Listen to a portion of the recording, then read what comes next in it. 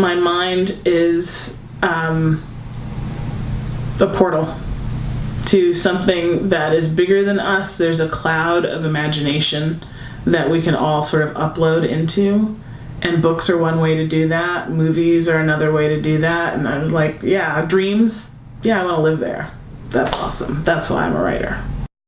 My mother, who's a super, super supportive woman, she brought me a book, a bunch of books on writing, and they smelled, they were old and musty, and so I was just flipping through to be polite, and I landed on a page that said, if you want to write short stories, write short stories. If you want to write novels, write novels. And I was like, wait, they're not the same thing. And I realized eventually, like in my language, baking all the cookies in the world will not teach you how to make a wedding cake.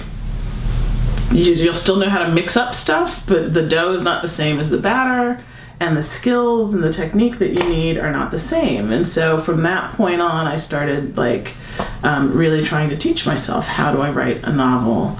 I was at the library one day, and there was a father and his daughter, and she might have been about 10. And she had a stack of books, and she said, Daddy, which ones should I read?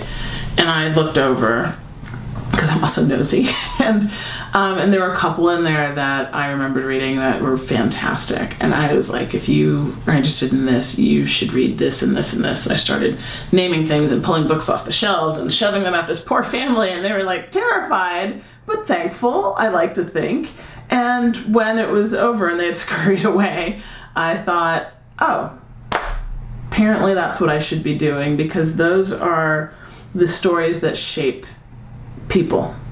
That's the time in your life when you're trying to find your path, and those are the stories that can help you become something great. I might not be able to tell you everything that happened at a certain age, but I can tell you probably how I felt back then. Some characters just spring into your head with a voice already, and they're like, this is me, and this is how I sound.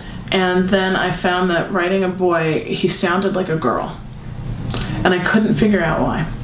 And I was talking to another writer. She said, oh, I had that problem too. She said, look at your dialogue and cut it by 2/3. And anything that can be done with an action instead of words, do that instead. Boys don't verbalize as much.